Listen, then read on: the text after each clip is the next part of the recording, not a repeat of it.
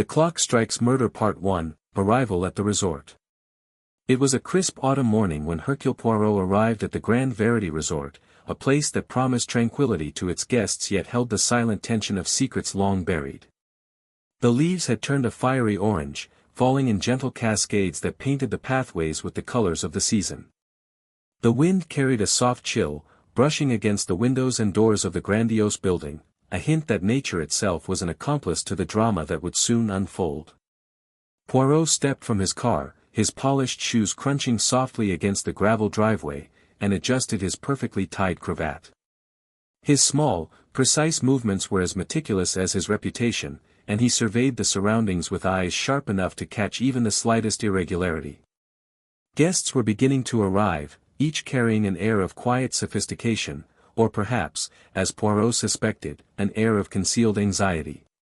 A wealthy couple, elegantly dressed, exchanged hushed words while glancing over their shoulders as though the very trees might be listening.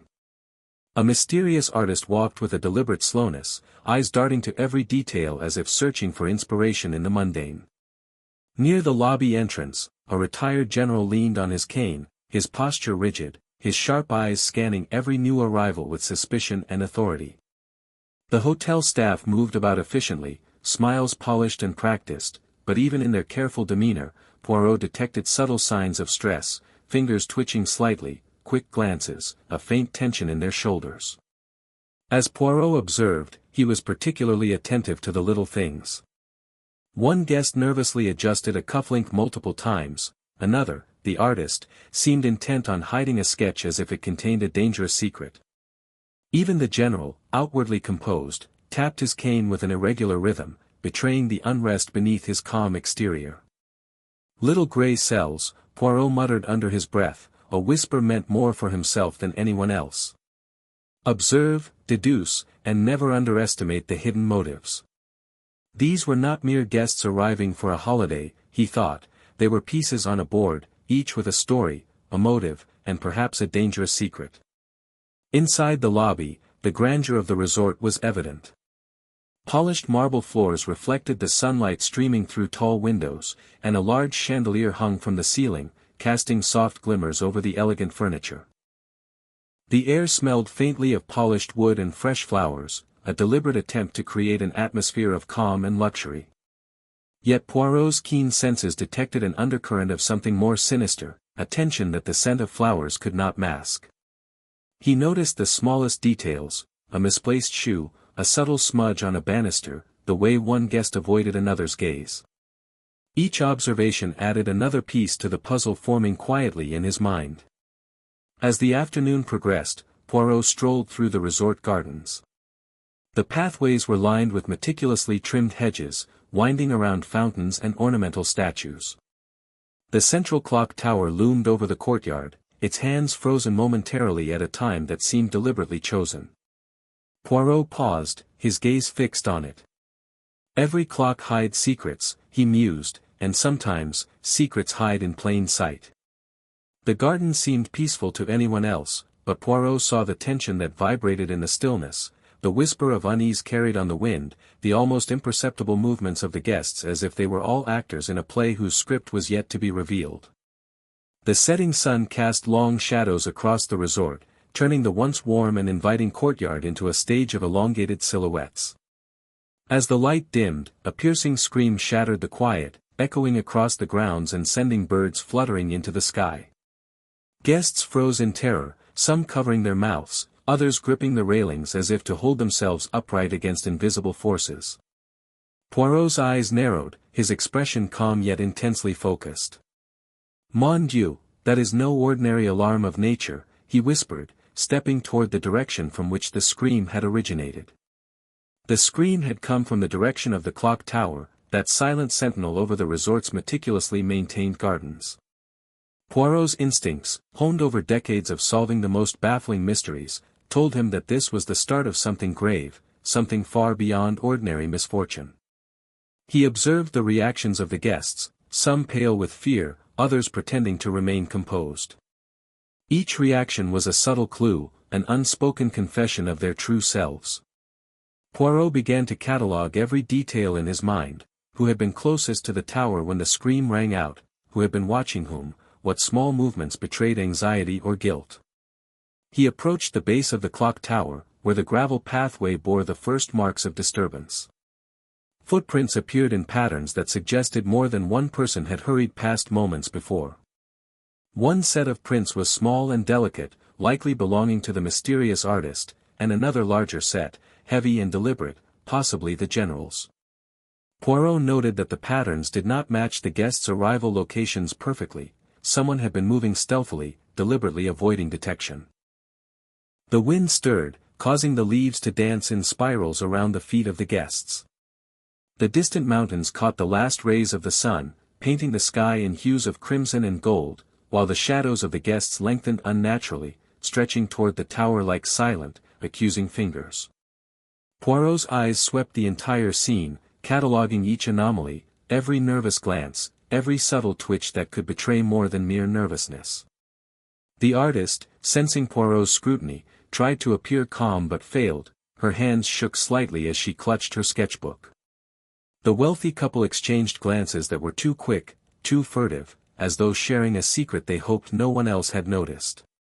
Even the general, outwardly composed, showed signs of inner agitation, the way his cane trembled in his grip, the slight twitch of his jaw, the sharp intake of breath that betrayed him.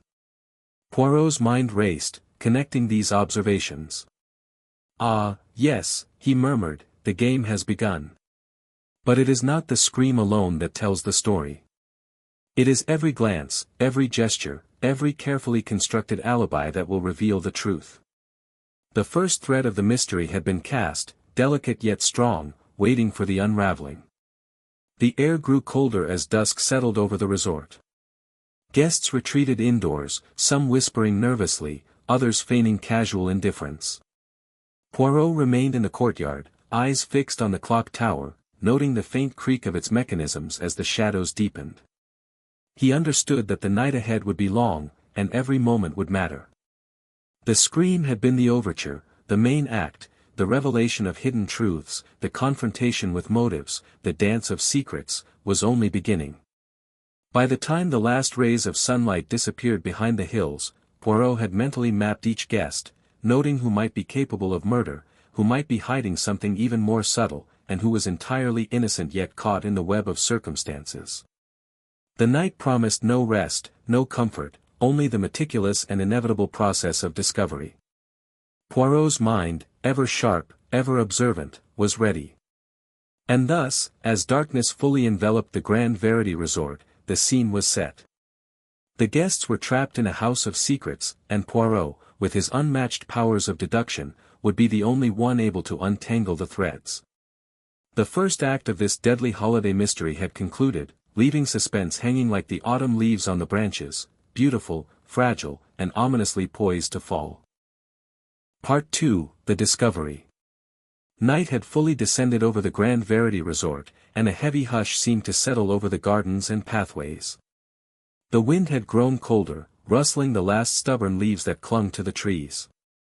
Inside the resort, guests huddled in the warm glow of the lounges, attempting to make sense of the terrifying scream that had cut through the afternoon calm. Poirot, however, remained outside near the clock tower, his sharp eyes scanning every shadow, every irregular movement, every hint of deception. His little gray cells were already working tirelessly, cataloguing the minutiae of the scene, the footprints in the gravel, the faintly disturbed flower beds, the slight tilt of the clock hands. It was the artist, the young woman with dark, perceptive eyes, who first dared to venture closer to the base of the tower. Her footsteps were hesitant, tentative, betraying both fear and curiosity. As she approached, she called out softly, almost whispering to herself, "Monsieur Poirot. I think someone is there." Poirot moved swiftly to meet her, his cane clicking sharply against the stones. Together, they approached the shadowy figure near the base of the tower. The sight that met them was chilling.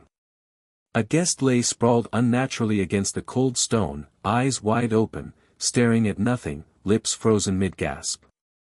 The golden light of the resort lamps glinted off a small puddle of blood, revealing the grim truth: the scream had been no idle sound. Someone had been murdered. Poirot crouched beside the body, his keen eyes examining every detail with meticulous care. The victim, a middle-aged gentleman who had arrived with an air of casual affluence, was wearing a finely tailored suit, now darkened and stained. A small wound, precise and fatal, marked the left side of his chest. There was no sign of struggle, no overturned furniture, no overturned garden tools. The attack had been swift, calculated, deliberate. Poirot's mind began racing, cataloguing the possibilities. This was not a crime of passion, he realized, it was a crime of intellect, executed with precision. The guests, drawn by the commotion, gathered at a distance, murmuring anxiously among themselves.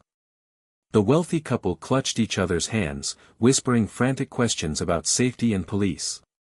The retired general stood rigid, his jaw tight, scanning every shadow as though expecting the perpetrator to leap from the darkness. The mysterious artist remained rooted near Poirot, her wide eyes reflecting a mix of fear and fascination. Even the hotel staff, usually composed and efficient, looked pale, exchanging nervous glances as they attempted to maintain order. Poirot rose slowly, his movements deliberate, and addressed the group in a calm, commanding voice that immediately drew their attention. "Mess Amos, there is no need to panic. What has occurred here is grave, yes, but panic will serve no purpose. The truth, as always, lies in observation, and we must examine every detail carefully." He gestured toward the body, his eyes narrowing. "Notice the position, the absence of struggle, the precision of the wound. The perpetrator was not a brute, this was the act of one who planned meticulously. And yet, there are errors, subtle but revealing, that will betray the hand behind this crime." The guests exchanged uneasy looks, each wondering silently if one of their companions could be capable of such an act. Tension hung in the air, palpable and heavy. Poirot observed them all with unwavering focus. He saw the flicker of guilt in some eyes, the twitch of unease in others, and even the attempt at feigned composure by the general. Each reaction was a thread, a piece of the intricate web that would eventually reveal the murderer. Poirot's attention returned to the clock tower itself. The hands of the great clock had moved slightly, but not in a uniform fashion. There were subtle irregularities, signs that someone had tampered with the mechanism. "Ah," he muttered softly, more to himself than anyone else, "the clock is both witness and accomplice. It will tell its story, if one knows how to read it."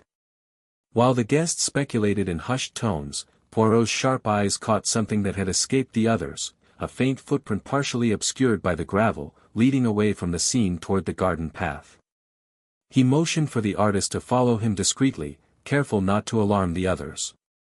Together, they traced the footprint, noting its peculiar size and tread pattern. "Interesting," Poirot said quietly, "the perpetrator sought to leave no trace, yet has left this, a mistake typical of overconfidence."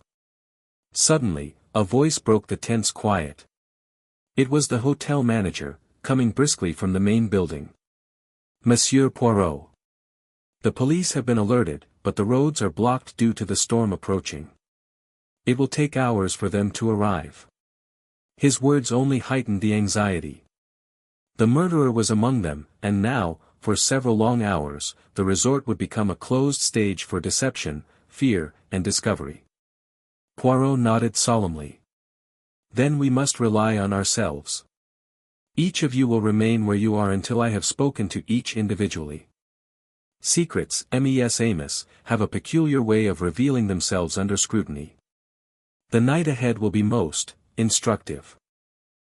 As he spoke, the wind howled through the trees, rattling the windows and carrying with it the faint scent of wet earth and fallen leaves. The darkness of night pressed in from all sides, making the clock tower's shadow loom even larger over the courtyard. Poirot's mind raced, already piecing together theories, considering motives, analyzing alibis, and noting every small inconsistency in the guests' behavior. Hours seemed to pass like minutes as Poirot began his methodical investigation.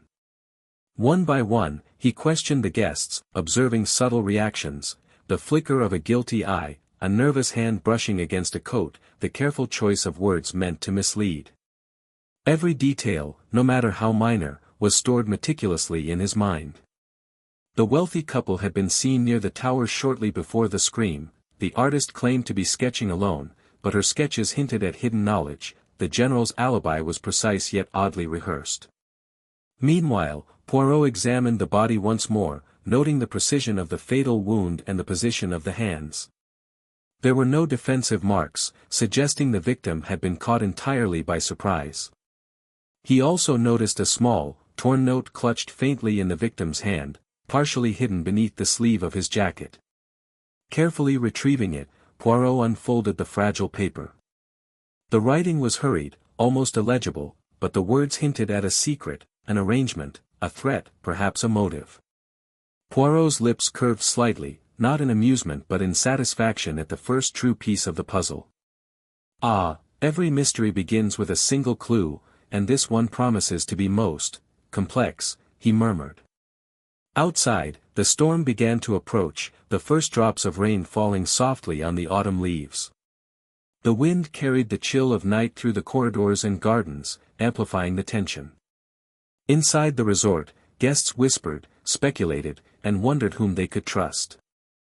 Little did they know, every glance, every word, every small gesture would soon become evidence in Poirot's careful investigation.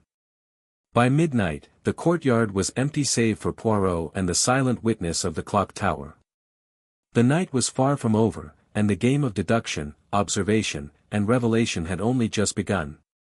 The first act of this holiday mystery concluded with the grim reality: a murder had occurred, the murderer was still at large, and Poirot's little grey cells would have to unravel the secrets hidden within every guest before the night ended. Part 3: Gathering Suspects. The night had deepened over the Grand Verity Resort, and the storm outside had grown fiercer, rain hammering against the windows with steady insistence. The wind whipped around the towers and trees, carrying with it the faint scent of wet earth and autumn decay. Inside, the resort had transformed from a place of comfort to a stage of suspense, where every guest was now both witness and suspect. Poirot, calm and precise, understood that the first night after a murder was always the most revealing. It was a time when nerves frayed, secrets emerged, and every gesture became a clue. He began with the wealthy couple, their hands tightly clasped as they huddled in the lounge. The man, tall and distinguished, spoke first, attempting to project calm, yet Poirot immediately noticed the tremor in his voice. "Monsieur Poirot, we were in our room, preparing for dinner," he said, eyes darting nervously toward the other guests. His wife nodded rapidly, adding, "We heard the scream and came down immediately. We didn't see anything else." Poirot's gaze lingered on them, noting the subtle tightening of their fingers, the quick exchange of glances, and the slight blush that rose to the woman's cheeks. Every micro-expression hinted at something unspoken. Next, he approached the retired general, who remained seated with an air of controlled vigilance. "General, can you account for your movements before the scream?" Poirot asked, in his characteristic calm and methodical tone.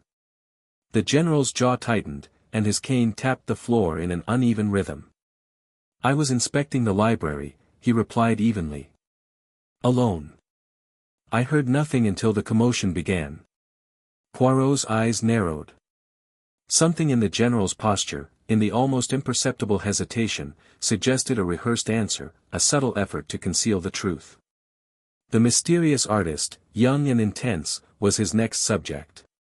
She had remained close to the clock tower earlier, her hands still faintly trembling from the initial shock.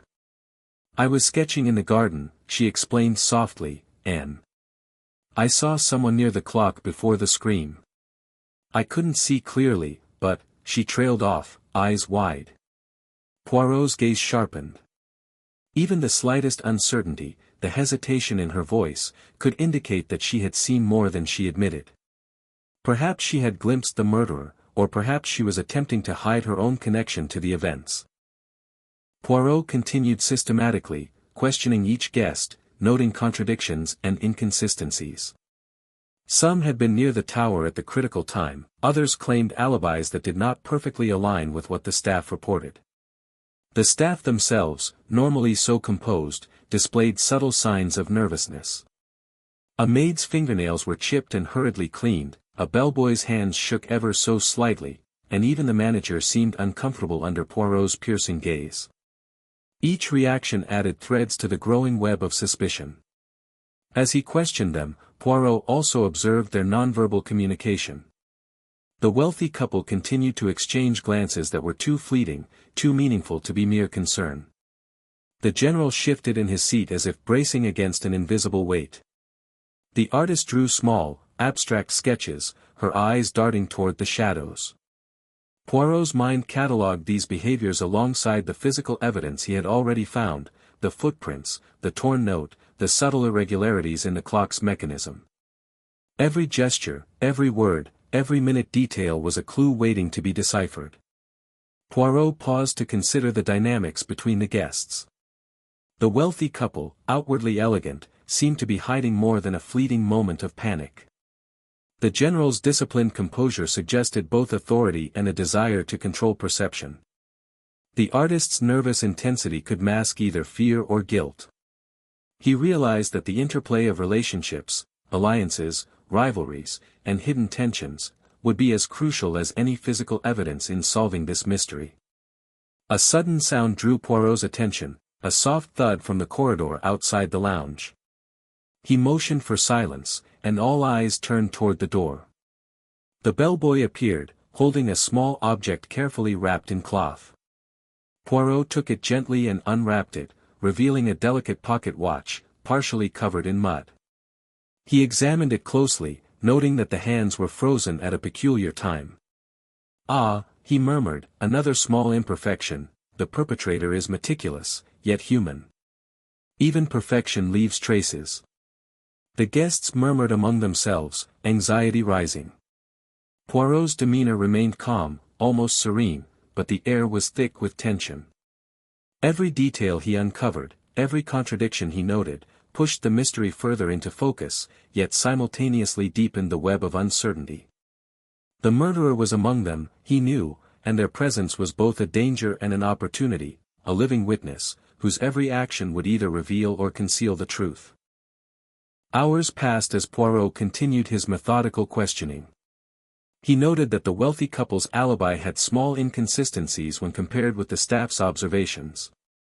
The general's claim of inspecting the library conflicted slightly with the times reported by the concierge. The artist's sketches, upon closer inspection, hinted at movements near the clock tower that did not align with her statements. Poirot's mind worked tirelessly, connecting the dots, constructing possible scenarios, and eliminating impossibilities. The storm outside grew heavier, the rain lashing against the windows with a rhythmic ferocity. Lightning briefly illuminated the resort, casting sharp shadows across the lounge and highlighting the anxious expressions of the guests. Thunder rolled through the hills, echoing the growing tension within. Poirot understood that the murderer, while careful, would inevitably reveal themselves through words, actions, or a subtle oversight. His task was to identify it before panic or rash action complicated the investigation further. As midnight approached, Poirot gathered the guests once more. "Mess Amos," he said calmly, "we must remember that the truth will reveal itself in due course. Lies have a peculiar way of unraveling, and the smallest gesture can betray what words attempt to conceal. Observe carefully, speak honestly, or do not speak at all. Tonight will be most instructive." The guests nodded, some out of fear, some out of respect, none fully understanding the depth of Poirot's insight. Poirot's mind, however, was already several steps ahead. Each alibi, each hesitation, each small contradiction was being meticulously catalogued. The night was far from over, and he knew that by dawn, the first true revelations would emerge, setting the stage for the final uncovering of the murderer's identity. Outside, the storm continued unabated, the wind howling like a chorus of warning through the trees. The clock tower, silent yet menacing, loomed over the courtyard, a timeless sentinel witnessing the unfolding drama. Poirot, standing in its shadow, was acutely aware that the coming hours would test both his powers of deduction and the patience of those trapped within the resort. Every word spoken, every gesture made, and every glance exchanged could tip the scales toward truth, or deception. And so, the night advanced, the storm raged, and the guests, each a potential suspect, waited in tense silence while Poirot, calm and methodical, began to untangle the web of lies, half-truths, and hidden motives that would ultimately lead to the unmasking of the murderer. Part 4, The Hidden Letter. The storm raged outside, relentless and unyielding, as if nature itself conspired to amplify the tension within the Grand Verity Resort. Rain hammered against the windows in a ceaseless drumbeat, and gusts of wind rattled the doors and shutters. Inside, the guests were restless, their fear and curiosity blending into a charged atmosphere that Poirot observed with quiet precision. Every glance, every nervous gesture, every whispered comment was a potential clue, a piece of the puzzle that would eventually reveal the murderer. Poirot returned to the scene near the clock tower, retracing his steps with meticulous care. The footprints in the gravel had already revealed subtle irregularities, but now he sought something more, a tangible trace, a hidden detail that could illuminate the motive behind the crime. His eyes, sharp and unyielding, swept over the fallen leaves and muddy patches, scanning for any sign overlooked by others. It was then, almost imperceptibly, that he noticed a fragment of paper partially concealed beneath the victim's sleeve. Kneeling, he retrieved the paper carefully, unfolding it to reveal hastily scrawled words. The note was incomplete, torn, and smudged by rain, but its message was clear enough to hint at hidden tensions, threats, warnings, and references to a secret that someone desperately wished to protect. Poirot's eyes glimmered with interest. "Ah, this changes the dynamics entirely," he murmured, turning the note in his hands as if letting the words speak to him directly. This single piece of evidence suggested that the murder was not random, it was motivated, personal, and deeply calculated. The guests gathered around, their curiosity overtaking their fear. The wealthy couple exchanged worried glances, the general's rigid posture seemed to tense even further, and the artist's eyes widened as she glanced at the note. Poirot, however, remained calm, his demeanor unshaken.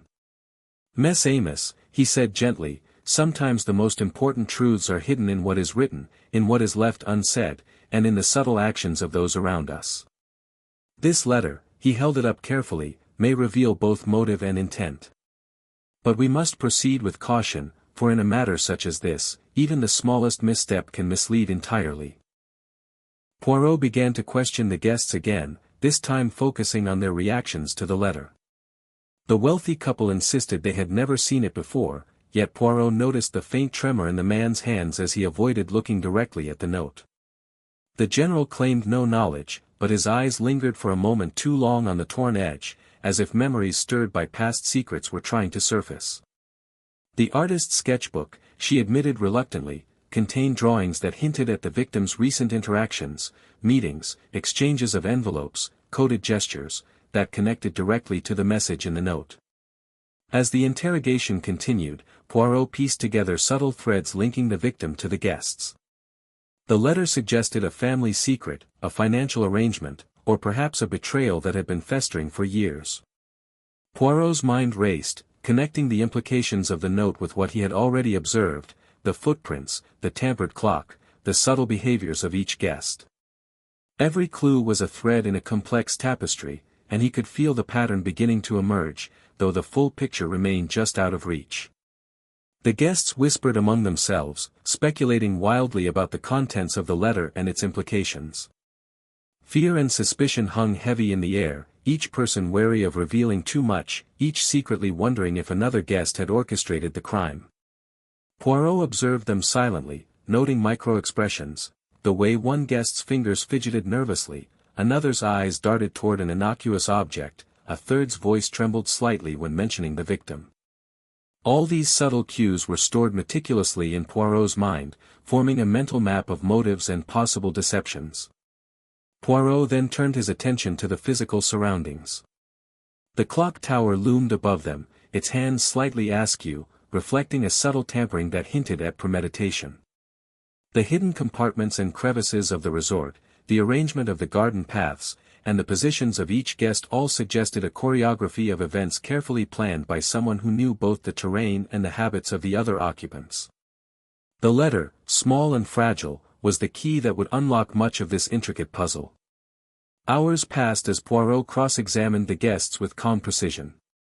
He noted discrepancies in their alibis when compared with earlier statements and with the patterns of movement around the resort. The wealthy couple had been seen leaving the lounge briefly before the scream, yet their account suggested they had remained stationary. The general's patrol of the library conflicted with the timeline implied by the footprints. The artist's sketches, intended to capture light and landscape, inadvertently revealed moments when she had witnessed interactions that others sought to hide. Each revelation, subtle and indirect, provided pieces of the overarching puzzle, allowing Poirot to narrow the circle of suspicion. At one point, Poirot excused himself to study the letter in more detail. Using a soft hand and careful inspection, he traced the words, noted the pressure of the pen, and examined the folds and smudges. It was clear that the note had been handled in haste, and yet with deliberate intent. Someone had tried to obscure parts of the message while leaving others visible. Poirot's mind pieced together the implications. The murderer had wanted the note to be discovered, but not entirely understood.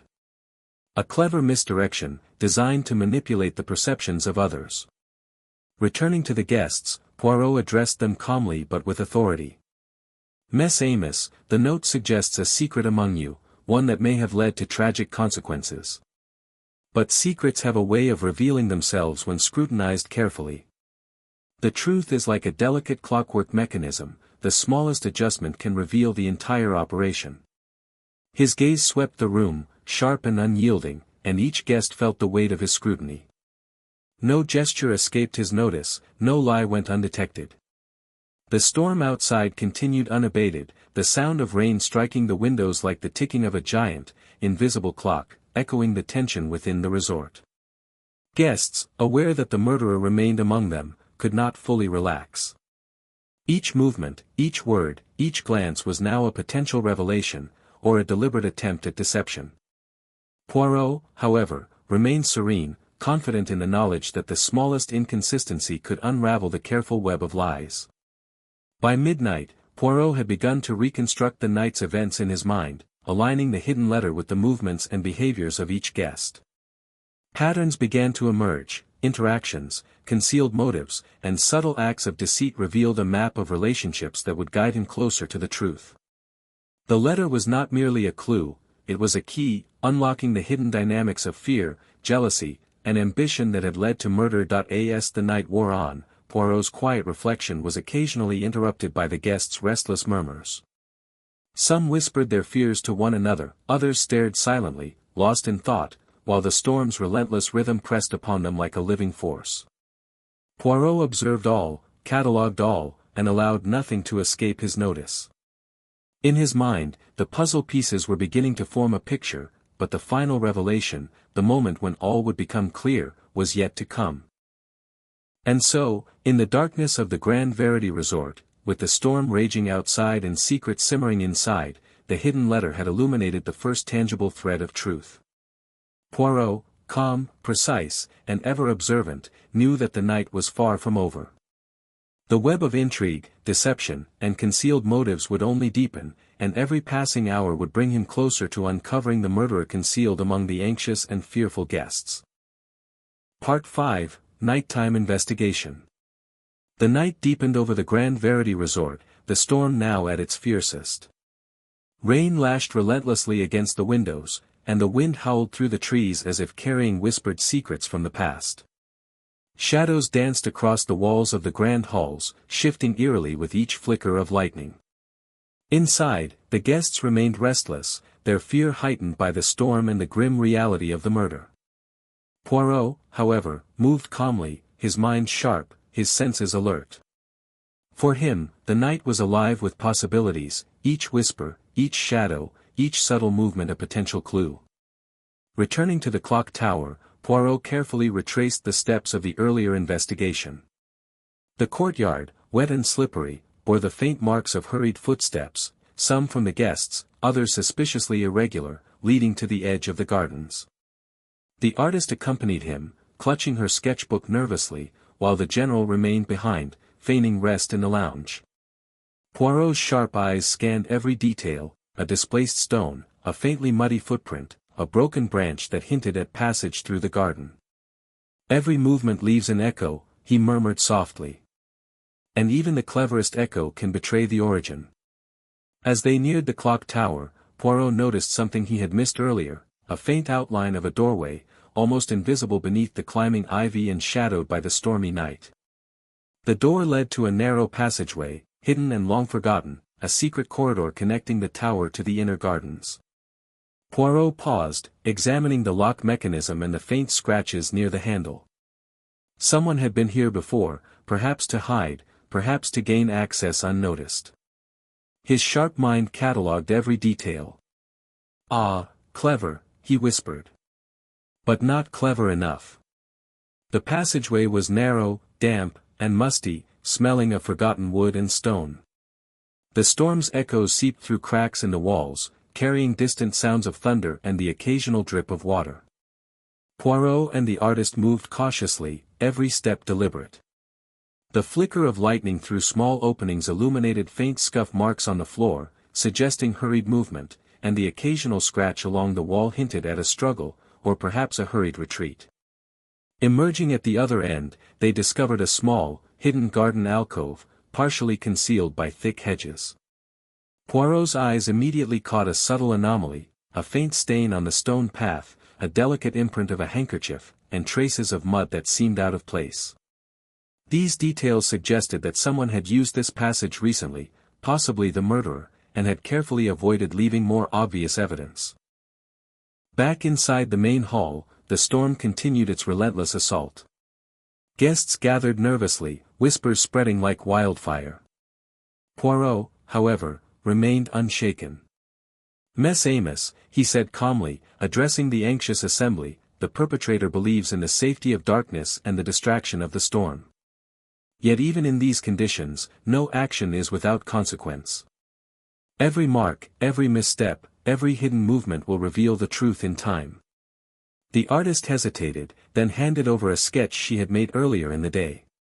To the untrained eye, it appeared to be a simple garden scene, but Poirot's keen observation noted subtle details, footprints, positions of shadows, and even the faint depiction of a figure near the clock tower. These sketches provided vital confirmation of earlier suspicions, hinting at the exact timing of movements and possibly the identity of the intruder. Poirot spent the next hours investigating systematically. He examined the clock tower from inside, noting subtle tampering with the gears and mechanisms. A small component had been shifted slightly, enough to allow someone to manipulate the tower without leaving obvious evidence. The implications were clear: the murderer had intimate knowledge of the resort and its hidden architecture, a premeditated plan executed with careful precision. As he continued his inspection, a sudden sound caused Poirot to freeze. A soft creak, almost imperceptible, came from above, from the winding stairs leading to the top of the clock tower. Lightning illuminated the stairwell momentarily, casting eerie shadows that seemed to move with a life of their own. Poirot's eyes narrowed.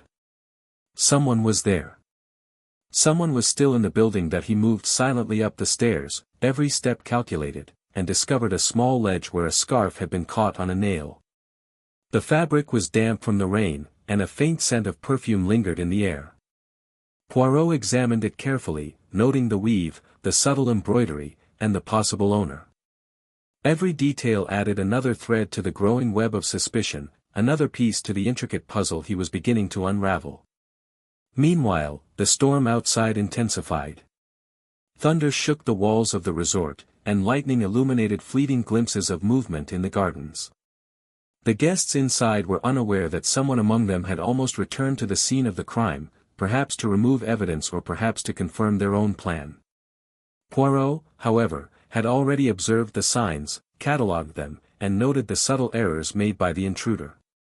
Even the most careful attempts at concealment left traces for a trained mind to follow. Hours slipped by as Poirot moved between the hidden passage, the clock tower, and the main hall, piecing together the movements of the night. Each step, each careful observation, revealed not only the path of the intruder but also the likely sequence of events leading to the murder. He could see patterns emerging, moments of hesitation, hurried retreats, subtle acts of misdirection, all designed to confuse, distract, and mislead. As dawn approached, the storm began to abate slightly, the rain lessening to a steady drizzle. The sky lightened, revealing the darkened gardens and the clock tower standing like a silent sentinel over the resort. Poirot, standing at the top of the tower, looked down upon the grounds, piecing together in his mind the events that had unfolded. He knew that the night had revealed crucial information, the existence of hidden passages, the deliberate tampering of the clock, and the subtle movements of the murderer. The first direct clues had been gathered, but the identity of the culprit remained concealed. Poirot's mind, as always, was several steps ahead, anticipating errors, contradictions, and revelations yet to come. The night had been long, the investigation painstaking, but each discovery brought him closer to the ultimate truth. And so, as the first light of morning touched the Grand Verity Resort, the stage was set for the next phase of the mystery. The murderer remained among the guests, hidden in plain sight, and Poirot, with his unmatched powers of observation and deduction, was poised to continue unraveling the intricate web of deceit, hidden motives, and calculated danger. Part 6, Red Herrings and False Leads. The first grey light of dawn seeped through the windows of the Grand Verity Resort, but the storm outside had left the ground sodden and the air heavy with the scent of wet earth and fallen leaves. The night's events had cast a long shadow over the halls, whispers of the murder, furtive glances, and the subtle tension that clung to the guests like a second skin. Poirot, ever observant, moved calmly among them, his small frame belying the enormous force of his mind. Each guest was a puzzle, each movement a potential clue, and every word spoken or withheld could either illuminate or obscure the path to truth. The morning began with Poirot convening a careful assembly of the guests in the main lounge. The fire crackled softly in the hearth, but it did little to warm the tense atmosphere. The wealthy couple sat closest to the fireplace, attempting to appear composed, though Poirot could see the nervous tapping of fingers, the subtle fidgeting that betrayed anxiety. The general stood near a window, arms crossed, posture rigid, yet his eyes darted occasionally toward the corners of the room as if anticipating an unseen threat. The artist remained quiet, her sketchbook clutched to her chest, eyes wide with apprehension. Each individual, Poirot noted, carried not only fear but also curiosity, an urgent desire to understand what had transpired and, unknowingly, to protect their own secrets. Poirot began methodically, recounting the previous night's discoveries, the scream, the body near the clock tower, the footprints, the torn letter, and the tampering of the clock mechanism. Yet he presented these facts without judgment, allowing the information to hang in the room, subtle and unsettling. Mess Amos, he began, the evidence we have gathered is precise, but it does not yet reveal the full truth. Many will think they understand, yet appearances, as always, can deceive. His first focus was the wealthy couple. They recounted their movements again, their account aligning closely with the initial statements. Poirot, however, noticed minute discrepancies. The husband's mention of crossing the lounge corridor did not match the slight disturbance in the carpet fibers observed by the staff, and the wife's claim of remaining in the sitting room conflicted with a faint smear of mud on the threshold of the terrace door. These inconsistencies were subtle, but in Poirot's experienced mind, they were not trivial. They suggested either a lapse in memory or an attempt at concealment. Next, the general's alibi was examined. He insisted that he had been patrolling the library during the crucial time, but Poirot questioned the staff, whose reports suggested his presence was elsewhere for brief intervals. The general's responses were measured, yet Poirot's keen eye caught fleeting micro-expressions, an almost imperceptible narrowing of the eyes, a brief tightening of the jaw, that betrayed tension, perhaps discomfort with the truth he was attempting to maintain. Even the most disciplined of men could not fully hide from Poirot's scrutiny. The artist, young and earnest, appeared most eager to cooperate. Yet as she recounted her observations, Poirot noticed contradictions between her spoken account and the details sketched in her book. Certain figures appeared near the clock tower in the sketches that she claimed not to have seen in person, and a small cluster of footprints indicated movements that did not align with her reported timeline. Poirot's mind catalogued these anomalies carefully. They were not definitive proof of guilt, but they were threads that could be followed, revealing patterns that the less observant would overlook entirely. Poirot then introduced a small discovery from the hidden alcove near the clock tower, a muddy handkerchief embroidered with initials that did not immediately correspond to any guest. The revelation sparked a flurry of speculation among the guests. Fingers pointed subtly, eyes flicked toward one another, and whispers carried through the room. The handkerchief became a red herring, a potential misdirection. Poirot observed this carefully, noting who reacted with fear, curiosity, or indifference. Each reaction added to his understanding of the guest's psychology. Meanwhile, the letter discovered the previous night had sparked a new wave of tension. Portions of it remained unreadable, smudged by the storm, leaving gaps that could be interpreted in multiple ways. Some guests whispered of threats and blackmail, others of financial betrayal, while a few attempted to downplay its significance, claiming it was merely an old family squabble. Poirot, ever the analyst, considered each interpretation. The note was a tool, a mirror reflecting not only the victim's connections but also the fears, ambitions, and deceptions of those surrounding him. The investigation took a tense turn when Poirot uncovered a second set of footprints leading from the tower toward the east wing of the resort. These prints were fresh, muddied by the storm, and seemed to diverge in multiple directions. One set matched the general's boots, another was smaller, lighter, and delicate, possibly belonging to the artist or another guest. Poirot followed these prints with precision, discovering a minor disruption in a side corridor where a small vase had been overturned. The broken ceramic hinted at a hurried passage or perhaps a struggle, though no one admitted to having been there. As the morning progressed, Poirot orchestrated a careful series of observations and subtle tests to gauge the truthfulness of each guest. He casually mentioned discrepancies in the timeline, observed responses to indirect questions, and allowed small items, objects, sketches, and personal belongings, to be visible in ways that invited subconscious reactions.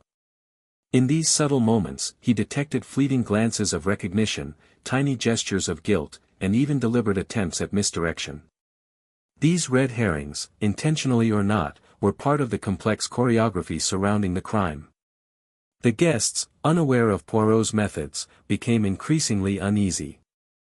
Alliances began to form subtly, some whispered in corners, while others maintained a facade of cooperation.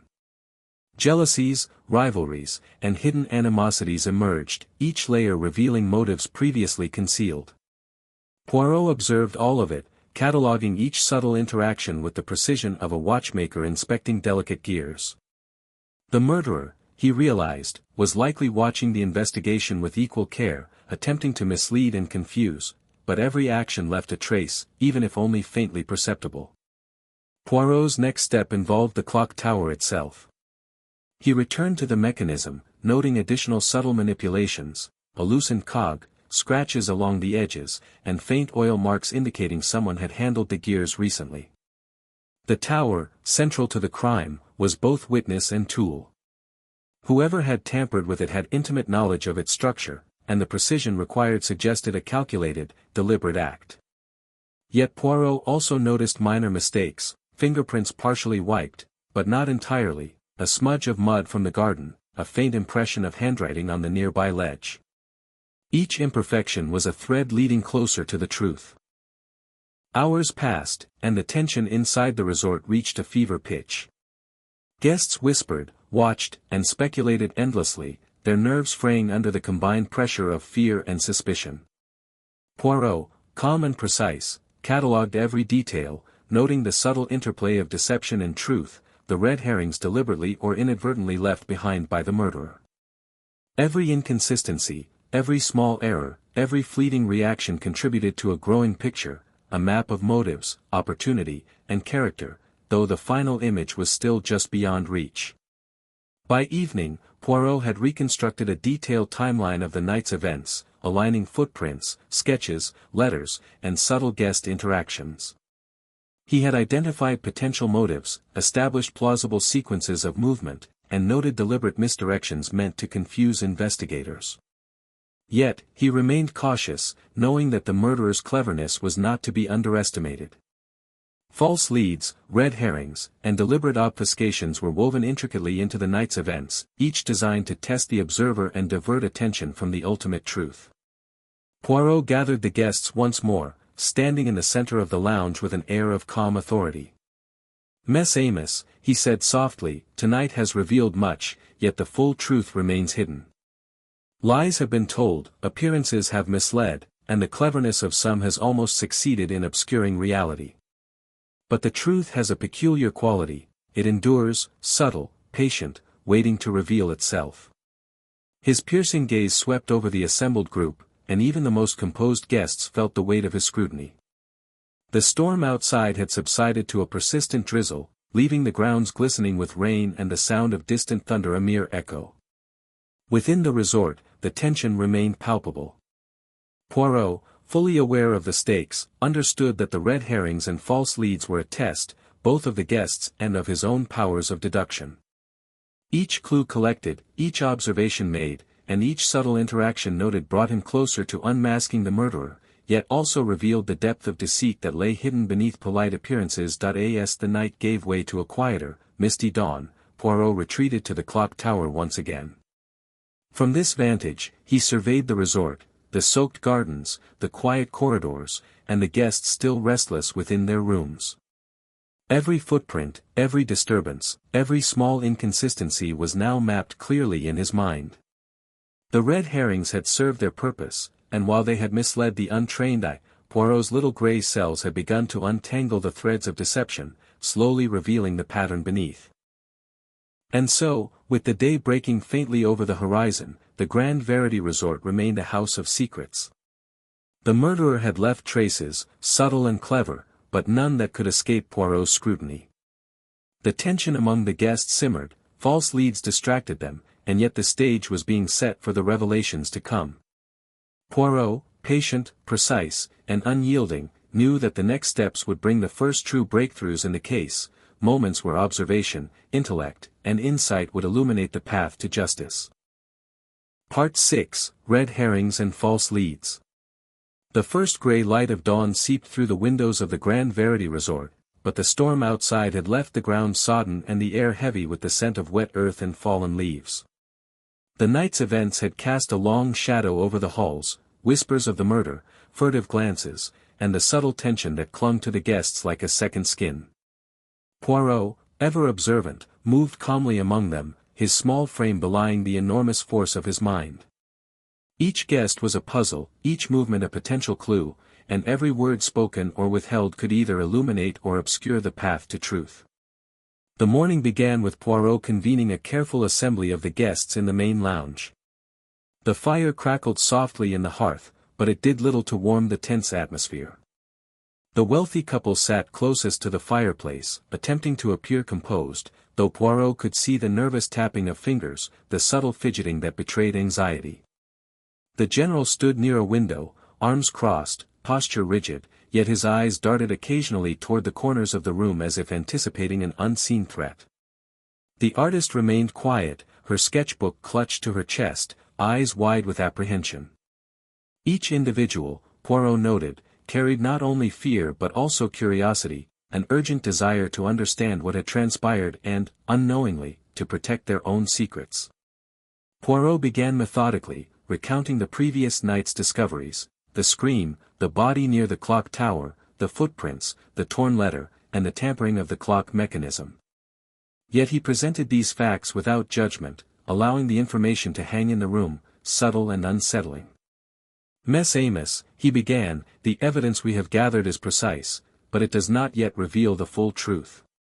Many will think they understand, yet appearances, as always, can deceive." His first focus was the wealthy couple. They recounted their movements again, their account aligning closely with the initial statements. Poirot, however, noticed minute discrepancies. The husband's mention of crossing the lounge corridor did not match the slight disturbance in the carpet fibers observed by the staff, and the wife's claim of remaining in the sitting room conflicted with a faint smear of mud on the threshold of the terrace door. These inconsistencies were subtle, but in Poirot's experienced mind, they were not trivial. They suggested either a lapse in memory or an attempt at concealment. Next, the general's alibi was examined. He insisted that he had been patrolling the library during the crucial time, but Poirot questioned the staff, whose report suggested his presence was elsewhere for brief intervals. The general's responses were measured, yet Poirot's keen eye caught fleeting micro-expressions, an almost imperceptible narrowing of the eyes, a brief tightening of the jaw, that betrayed tension, perhaps discomfort with the truth he was attempting to maintain. Even the most disciplined of men could not fully hide from Poirot's scrutiny. The artist, young and earnest, appeared most eager to cooperate. Yet as she recounted her observations, Poirot noticed contradictions between her spoken account and the details sketched in her book. Certain figures appeared near the clock tower in the sketches that she claimed not to have seen in person, and a small cluster of footprints indicated movements that did not align with her reported timeline. Poirot's mind catalogued these anomalies carefully. They were not definitive proof of guilt, but they were threads that could be followed, revealing patterns that the less observant would overlook entirely. Poirot then introduced a small discovery from the hidden alcove near the clock tower, a muddy handkerchief embroidered with initials that did not immediately correspond to any guest. The revelation sparked a flurry of speculation among the guests. Fingers pointed subtly, eyes flicked toward one another, and whispers carried through the room. The handkerchief became a red herring, a potential misdirection.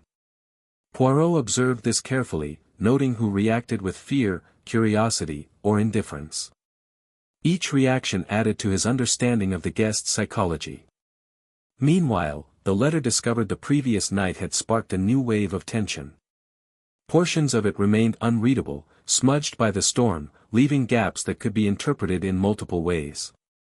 Some guests whispered of threats and blackmail, others of financial betrayal, while a few attempted to downplay its significance, claiming it was merely an old family squabble. Poirot, ever the analyst, considered each interpretation.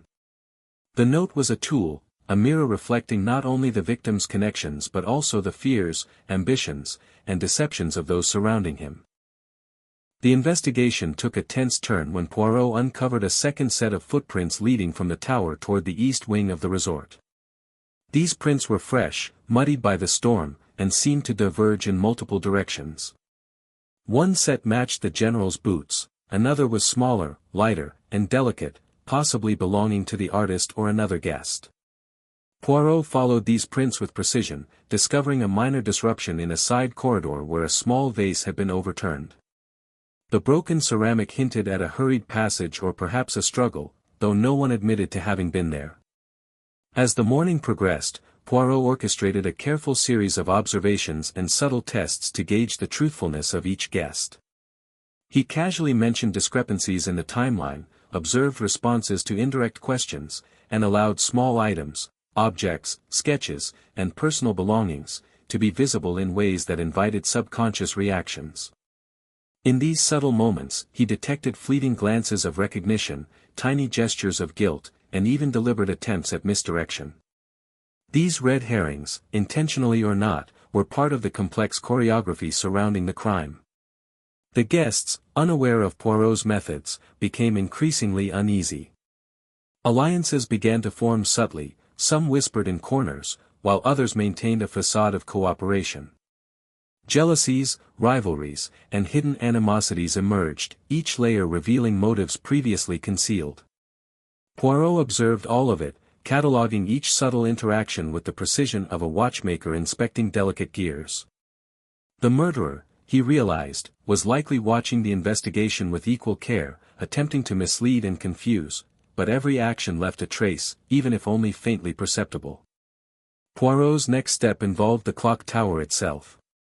He returned to the mechanism, noting additional subtle manipulations, a loosened cog, scratches along the edges, and faint oil marks indicating someone had handled the gears recently.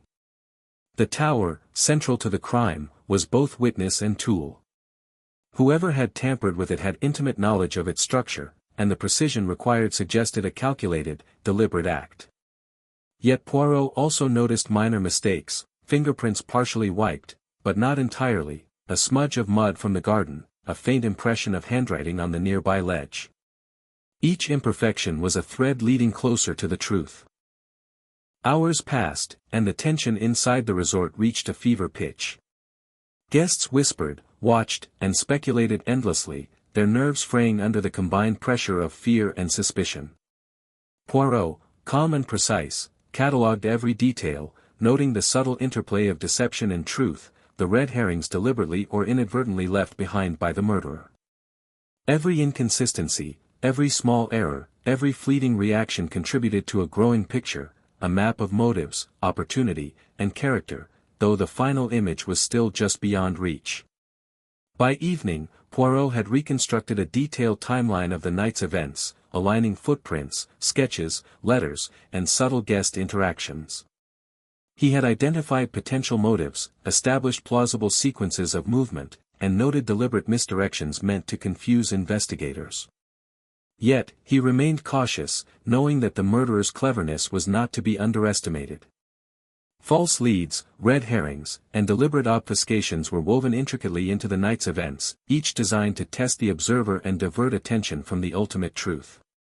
Poirot gathered the guests once more, standing in the center of the lounge with an air of calm authority. "Mess Amos," he said softly, "tonight has revealed much, yet the full truth remains hidden.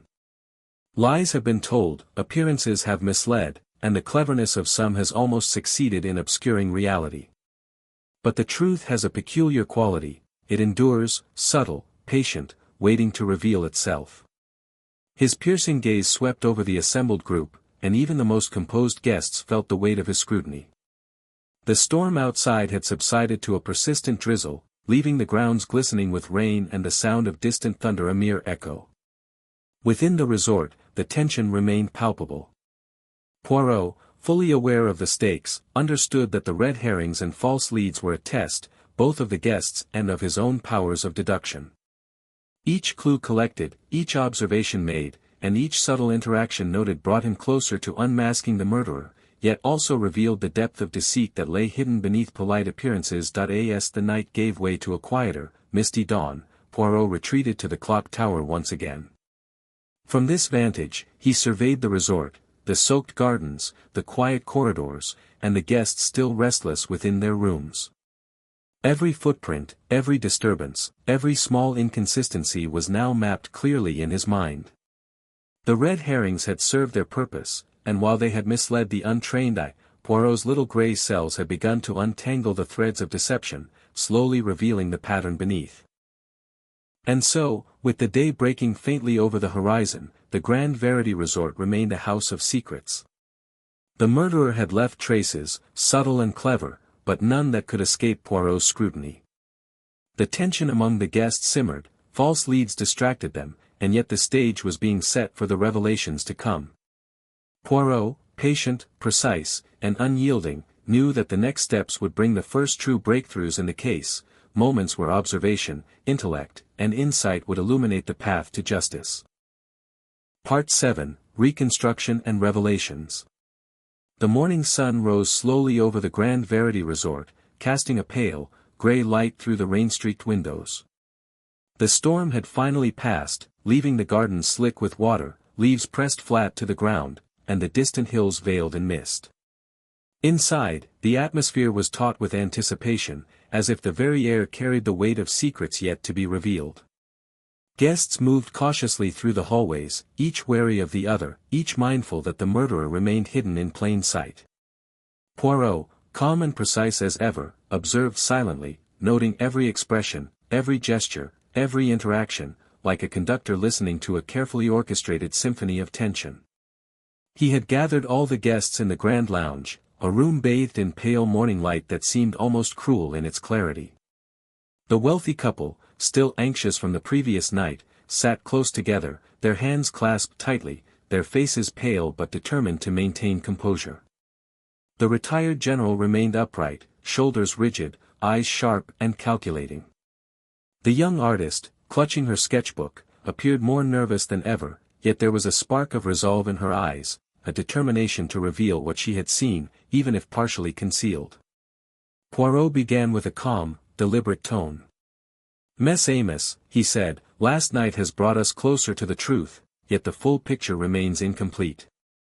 In order to uncover the murderer, we must reconstruct the events of that night, step by step. Truth is revealed not only in what is done, but in what is omitted, what is overlooked, and what one attempts to conceal." He motioned toward the clock tower, its shadow stretching long across the courtyard. The clock, silent witness to the events, has been tampered with. It was no accident that the hands were slightly misaligned. Someone sought to manipulate time itself, to conceal their movements, and yet left traces that can be followed with careful observation. Poirot began the meticulous reconstruction. He asked the guests to recount their movements, one by one, and carefully compared their statements with the evidence, footprints, sketches, and the torn letter. Each narrative was cross-checked, and every subtle contradiction was catalogued. The wealthy husband's timeline faltered when compared with the concierge's observations. He claimed to be in the lounge the entire time, yet footprints suggested a brief excursion into the courtyard. His wife's account similarly conflicted with the evidence. She had described remaining in her room, yet traces of mud near the terrace door indicated her movement outside. Poirot's attention then turned to the general. "Tell me again," he said softly, "exactly where you were when the scream was heard." The general's posture remained rigid, but a faint flicker of doubt crossed his eyes. He recounted patrolling the library, yet the footprints near the clock tower contradicted the timeline he had established. Poirot noted this carefully, as did the subtle tightening of the general's grip on his cane, a silent acknowledgement that not all was as it seemed. The artist was next.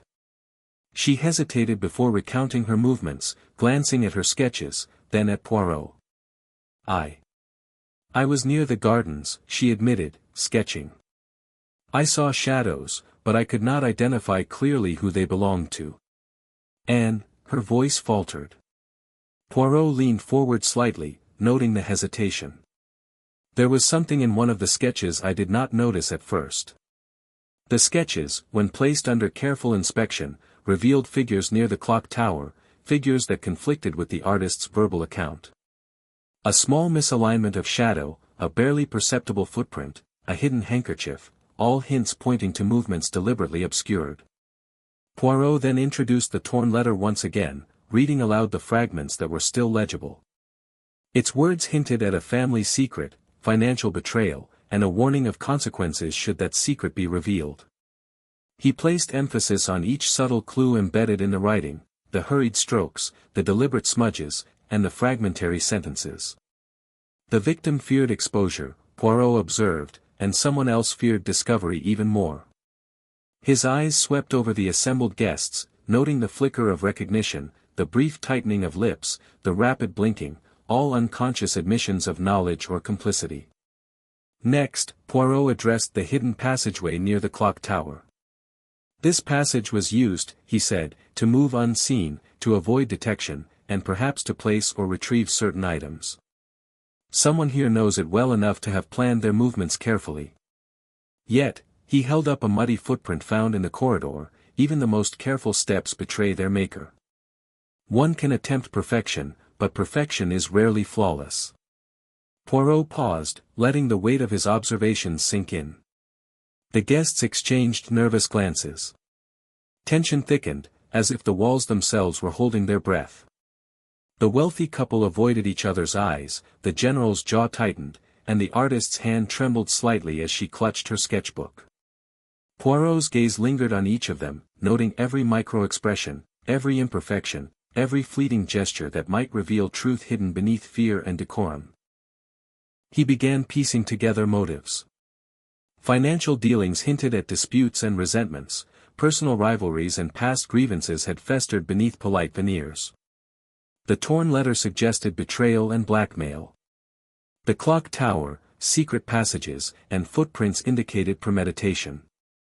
Poirot spoke with deliberate clarity, connecting evidence and observation. The murder was not impulsive. It was calculated. The perpetrator understood the terrain, the habits of others, and the vulnerabilities presented by the storm and the night. But even calculated plans leave traces. And it is in these traces that truth resides. Poirot then revealed the first significant breakthrough. By comparing timelines, footprints, sketches, and observations, he deduced that at least 2 guests had interacted near the clock tower at critical moments, creating opportunities for misdirection. The cleverness lies not only in what is done, but in what is orchestrated to deceive. One move may mislead, another conceal, yet the pattern emerges when observed with patience and precision. He turned toward the assembled group, voice calm but commanding. Mess Amos, we are beginning to see the outlines of the events that transpired. The murderer is among us, their plan intricate, their concealment meticulous. But every lie leaves a trace, every misstep a clue. What remains is to continue observing, comparing, and allowing the smallest details to speak. The guests were silent, each feeling the weight of Poirot's insight. Even the general, disciplined and authoritative, seemed momentarily subdued under the precise scrutiny. The artist, though anxious, appeared to sense that the fragments she had sketched would now play a pivotal role in revealing the truth. And the wealthy couple, their fear evident, could not hide the subtle signs of unease that Poirot's trained eye detected immediately. Poirot concluded the morning session with a quiet, deliberate statement: the day ahead will reveal much. Observations will be sharpened, contradictions will surface, and the hidden motives of each guest will become increasingly apparent. The murderer believes themselves safe, yet the most carefully concealed truth is always revealed to the vigilant eye. Patience, precision, and observation will illuminate the path. The guests left the lounge, moving cautiously through the corridors, their minds burdened by suspicion and the knowledge that the killer walked among them. Poirot remained behind, studying the floor plan of the resort, aligning movements with evidence, reconstructing events in his mind with meticulous care. The red herrings of the previous night had been accounted for, the hidden passages mapped, and the first threads of motive and opportunity began to intertwine into a coherent picture. By late afternoon, Poirot had completed a detailed mental reconstruction of the night's events. He had aligned the timelines, cross-referenced alibis, noted inconsistencies, and identified subtle interactions among the guests that hinted at opportunity, motive, and concealment. The storm had left the resort quiet but tense, the gardens glistened with rain, shadows stretched long across the halls, and the clock tower loomed silently as if awaiting the final revelation.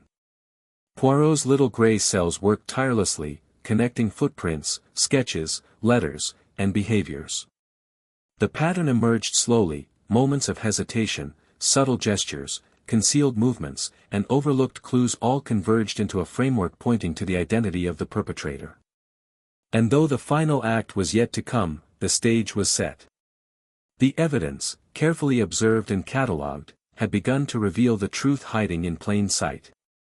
As dusk approached, casting long shadows across the Grand Verity Resort, Poirot prepared for the next phase, the confrontation, the final observations, and the unraveling of the murderer's carefully constructed alibi. The guests, unaware of how close the truth now hovered, remained tense, nervous, and uncertain, trapped in a house of secrets. But for Hercule Poirot, the path was clear. The little grey cells had pieced together enough to begin exposing the hidden threads of deception, setting the stage for revelations that would leave no doubt in the minds of all present. Part 8, The Unmasking.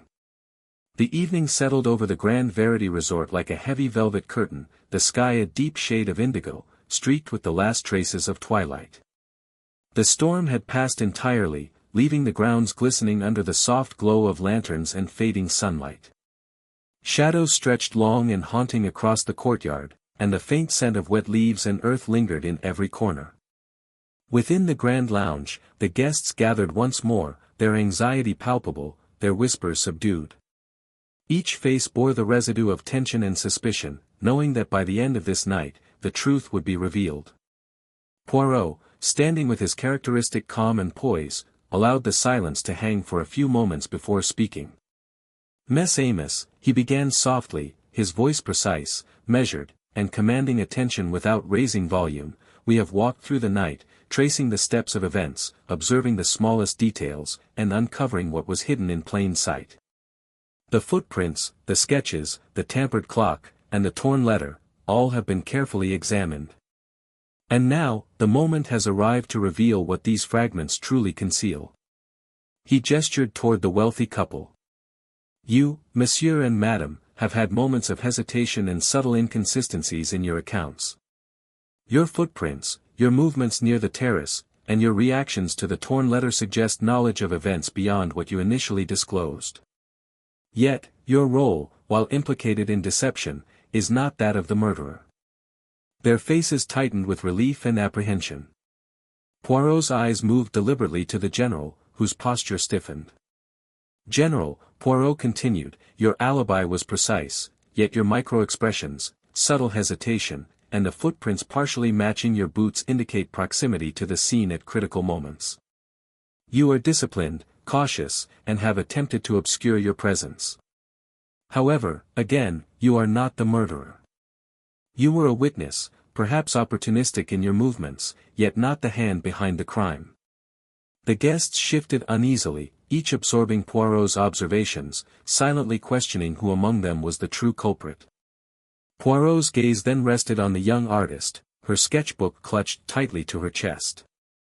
Her eyes widened as he spoke, sensing the moment of revelation approaching.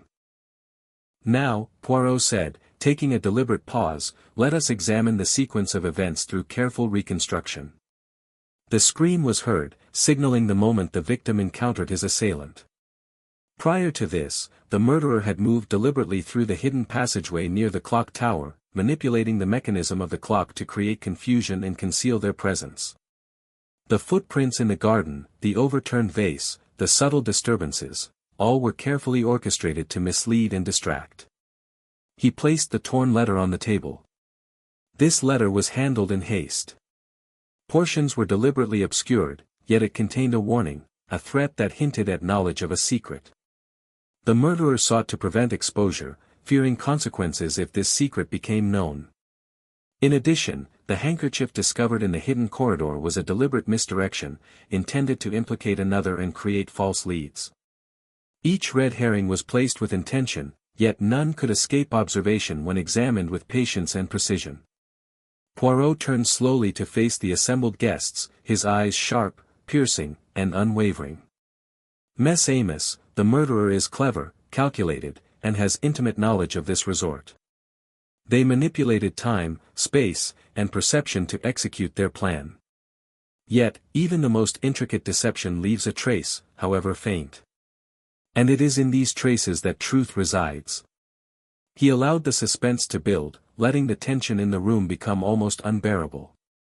The wealthy couple's hands were tightly clasped, the general's posture rigid, and the artist's breath shallow. Poirot continued, calmly yet inexorably, "The footprints leading to the east wing, the sketches indicating movements near the tower, the inconsistencies in statements, all point to one individual. The murderer's actions were precise, no struggle, no panic, only the cold execution of a plan designed to conceal motive, opportunity, and method." A faint tremor passed through the artist's hand as Poirot fixed his gaze upon her. "It was you, my dear," he said gently but firmly, "who used the hidden passage to approach the clock tower unnoticed. It was your sketches, inadvertently revealing movements, that betrayed your presence. You handled the letter, you manipulated the scene, and you attempted to misdirect all those present. Yet your fear, hesitation, and the subtle traces of movement you left behind have revealed the truth." The young woman gasped, her eyes wide, tears brimming. I didn't mean to. It was supposed to be a warning, not," she faltered, realizing the gravity of her confession. Poirot's expression softened slightly, his sharp gaze never wavering. Intent is often complex, and consequences unpredictable. Yet actions, deliberate or not, must be accounted for. He continued, explaining each element of the crime with meticulous precision. The tampered clock was a ruse to create temporal confusion, delaying discovery. The footprints in the garden, though seemingly random, aligned perfectly with your movements through the hidden passage. The letter, partially obscured, contained the secret that motivated your actions, the exposure of a financial arrangement that would have compromised you. The handkerchief, placed to mislead, attempted to implicate another, yet failed to mask your own presence. Even the storm itself was used, providing cover, distraction, and noise to mask footsteps and muffled sounds. Poirot's little grey cells, having analyzed every detail from the first scream to the final footprints, now presented the full picture.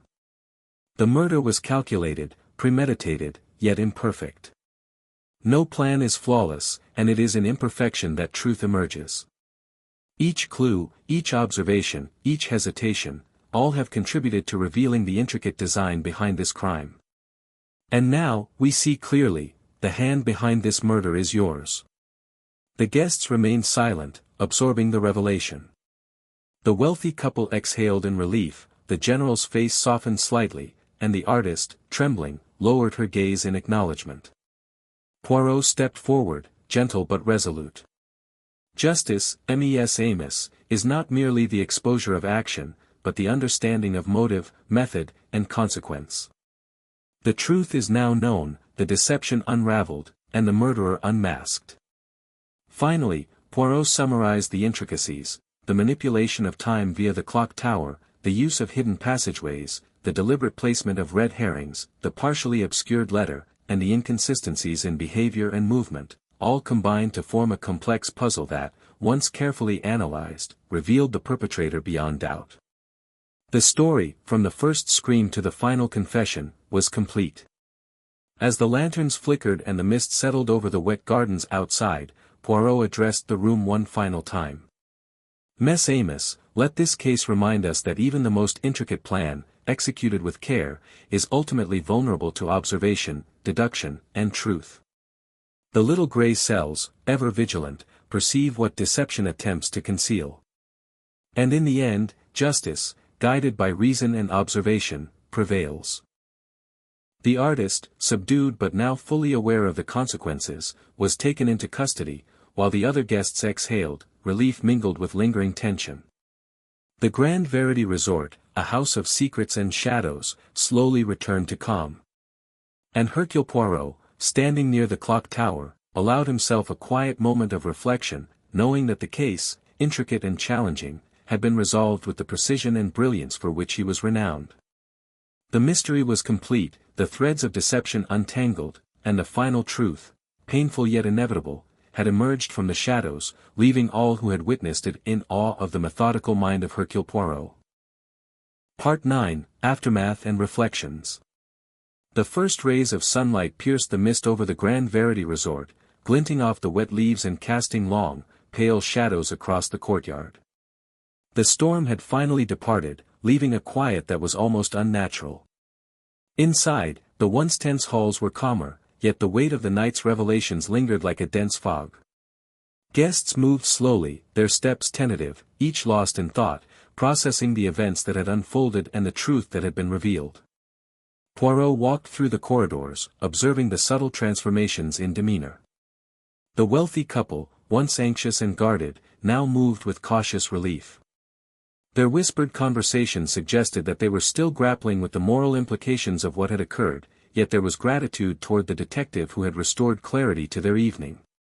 The retired general, stoic as ever, had retreated to a quiet corner of the lounge, his expression contemplative, reflecting on the failure of his own judgment in overlooking minor details and allowing suspicion to cloud perception. The young artist, having confessed, was seated in a quiet room with the authorities present. Her hands trembled slightly, not only from fear of consequences but from the weight of understanding how meticulous deception could still unravel under careful observation. Poirot had visited her briefly, his demeanor calm but penetrating. "It is never solely the act, mademoiselle, but the consequences and the threads of cause and effect," he had said. His words were neither scolding nor sympathetic, they were a lens into the meticulous balance of morality, intellect, and justice that he maintained in every case. Poirot then returned to the main lounge, where he began systematically reviewing the evidence and observations of the night with the remaining guests. "Mess Amos," he said softly, "tonight, and indeed the preceding events, have demonstrated the complex interplay of motive, opportunity, and human behavior. Each action, however small, each hesitation, each glance, contributed to the outcome.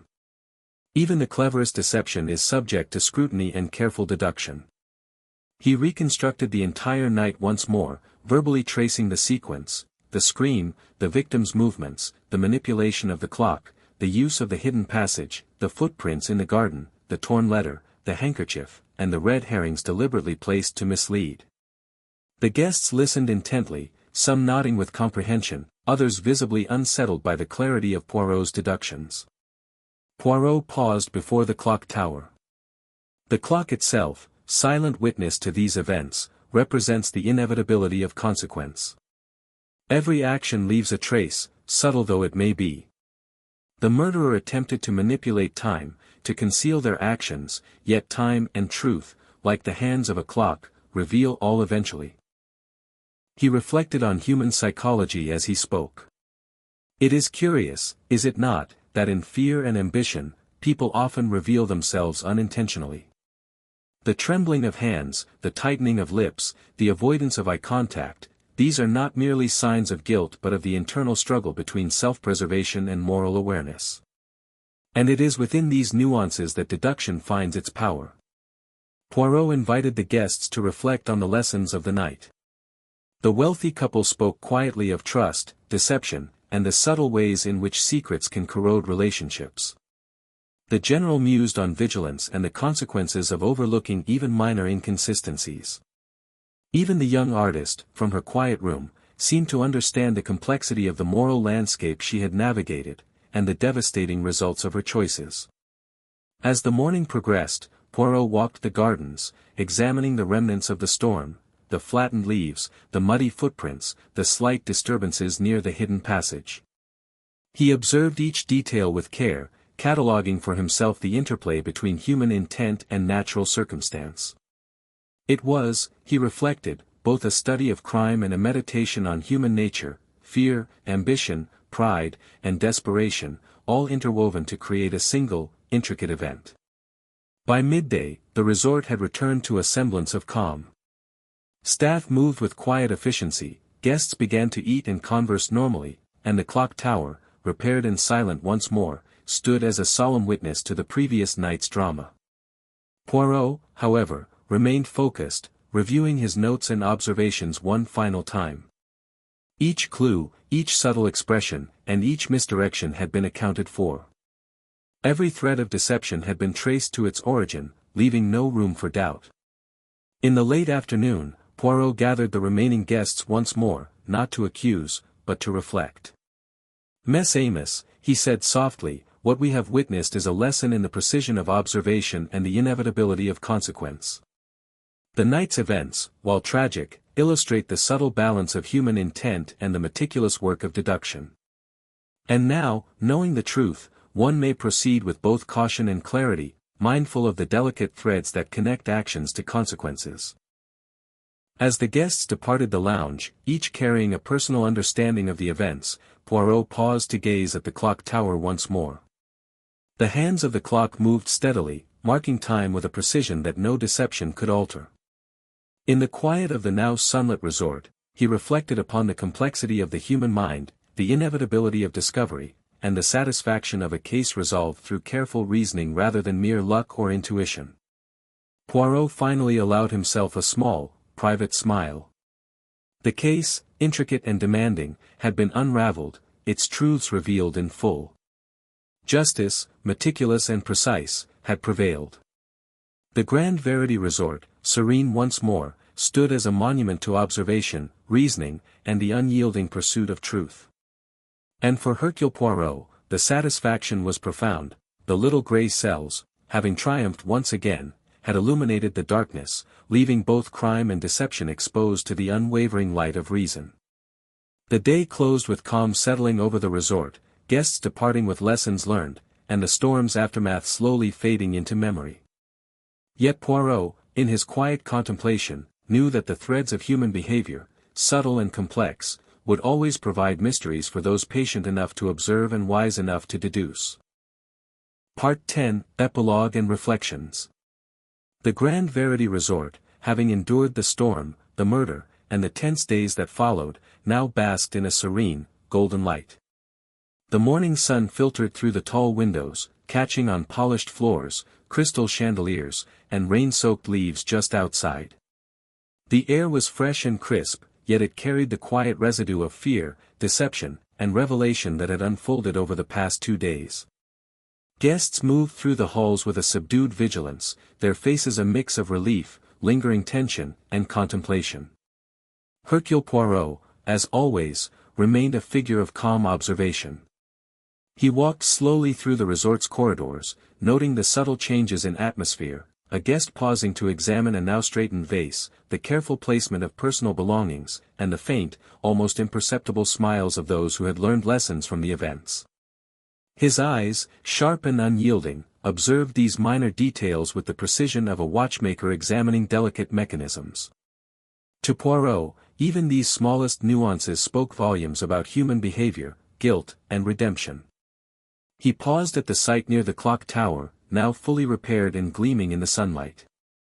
Here, the scene of the murder had been meticulously cleaned, yet the memory of the events lingered like an invisible shadow. Poirot crouched slightly, examining the stone path, noting the faint traces of mud that had remained despite cleaning, a silent testimony to the passage of those involved. He ran his fingers over the grooves in the stone, imagining the precise steps of the night, the weight of each footfall, the subtle hesitation or deliberate movement. Every detail contributed to the story, and Poirot catalogued it carefully in his mind. The young artist, having been taken into custody and fully confronted with her actions, had been calm yet visibly burdened. She understood, perhaps more deeply than anyone, the consequences of intention and deception. Yet Poirot's visit to her had not been solely about reprimand, it was about reflection, about understanding the intricate dance between motive, opportunity, and moral responsibility. Mademoiselle, he had said, even the cleverest mind is bound by human nature, and the consequences of fear, ambition, and error are inescapable. You have learned this, though at great cost.